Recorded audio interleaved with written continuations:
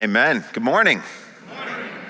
So here we are, right at the edge and the end of 2018, and we're standing on the brink of 2019. And most of us have had a break from school, from work, maybe just a chance to have catch our breath, get out of the daily normal routine of the semester or the year, and we've had a chance just to kind of reflect. And maybe over this break, you watched some movies, or read some books, or had some conversations, or did something that caused you to think about what you want this next year to look like. And maybe you had the opportunity to reflect back on 2018 and some things that went well, and maybe some things that didn't go as well. And it's always a great opportunity to think about, well, what about 2019? At school, when it comes to grades or participation, at work, projects that you might be working on, relationships, things you're trying to accomplish. And one of the great exercises is to think about, what would we like to have 2019 look like? Well, it's a great exercise to engage in, but today I'd like to help us in that exercise, not by thinking about necessarily what our New Year's resolutions should be. What I'd like to do this morning is talk to you for just a brief moment or two about what God's New Year's resolutions are. Did you know that God has New Year's resolutions? Now, of course, on one hand, we would say, well, that's nonsense. God stands outside of time. And so 2019, he's the same as he was 2018, and he doesn't have to make changes in who he is because he doesn't change who he is. So that's absolutely true. But on the other hand, we're coming to a passage in Isaiah today in which we are told of two things that God is resolved to do. And so in one sense, we can talk about the fact that God is resolved to do these things in 2019. Now, he was resolved to do them in 2018 and 2017. But still, as we think about this coming year, and we begin to formulate what our plans might be, I thought it would be useful if we stopped and reflected on, what are God's plans?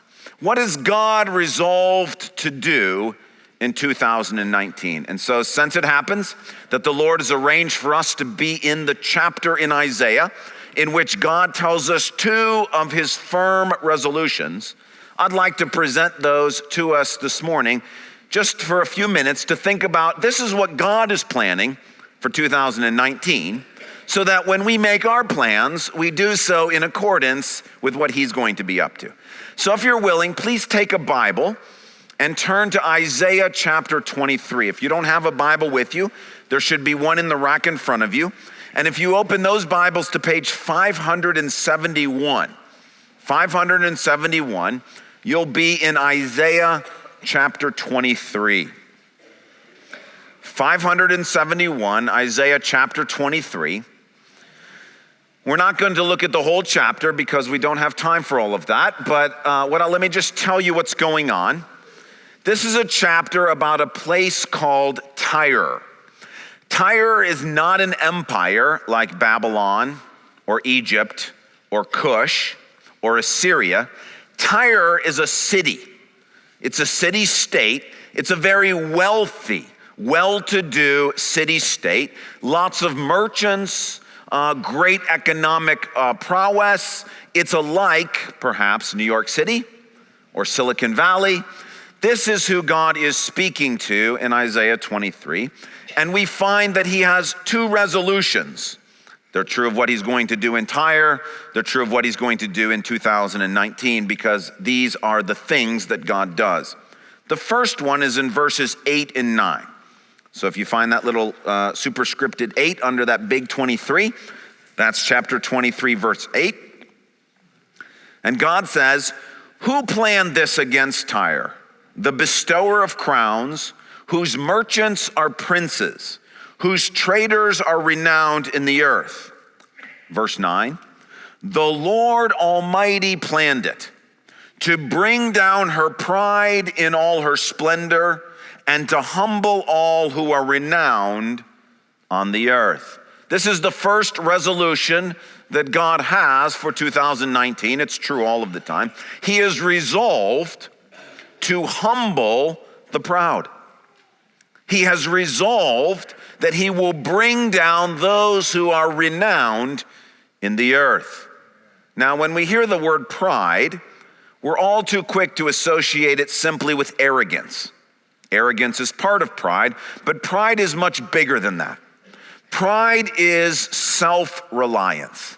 It's thinking too much about ourselves and not enough about God. And God tells us in James and in 1 Peter that God opposes the proud, but gives grace to the humble. What that means is God has resolved that he is going to humble those who are self-reliant, those who make their decisions about what is in their best interest. This is important to know, because as you and I think about 2019, it's very easy for us to think about what our plans are.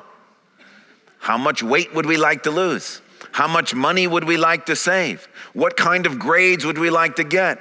What organizations would we like to join? How would we like to see our relationships advance? What would we like to see happen at work or in the neighborhood or in our marriage or in our family? And we come up with all of the plans, but the warning is, if you and I are making plans whose end goal is to increase our renown, whose end goal is to increase who we are, you and I just need to know that God has resolved to work against that. Amen. Now, you might ask me, are you saying that we shouldn't have plans? Are you saying that we shouldn't set goals, that we want to be healthier, that we want to do well in school, or that we want to have vibrant relationships? No, I'm not saying that. I don't believe God is saying that either. Again, it's very subtle. And what I'm saying, what the Lord is saying, is that if you this next year and I choose the things we want to achieve in the ways we want to achieve them, for the purposes that we want to achieve them for, if we are resolved to bless ourselves that way, just know that God is resolved to stop us. This is what he does. Now, it's a very sobering warning.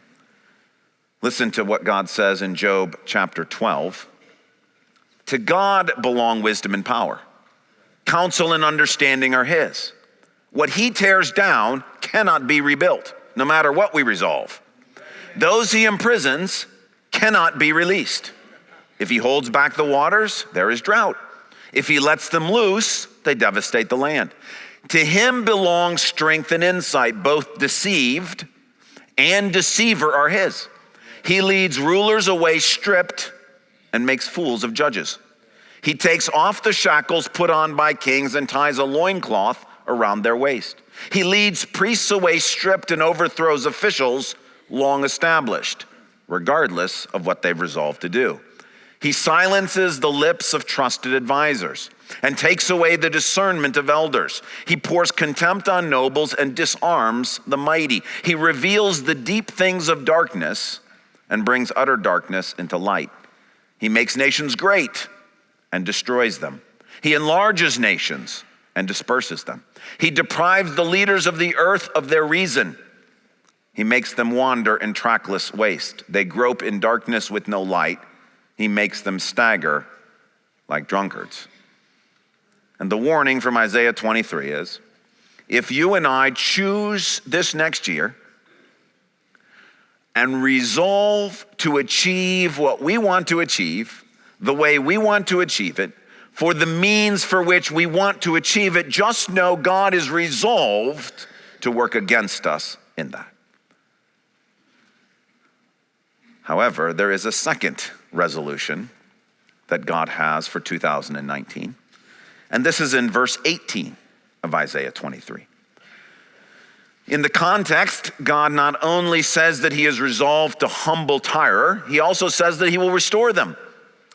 But in their restoration, verse 18, he says this, yet her profit and her earnings will be set apart for the Lord.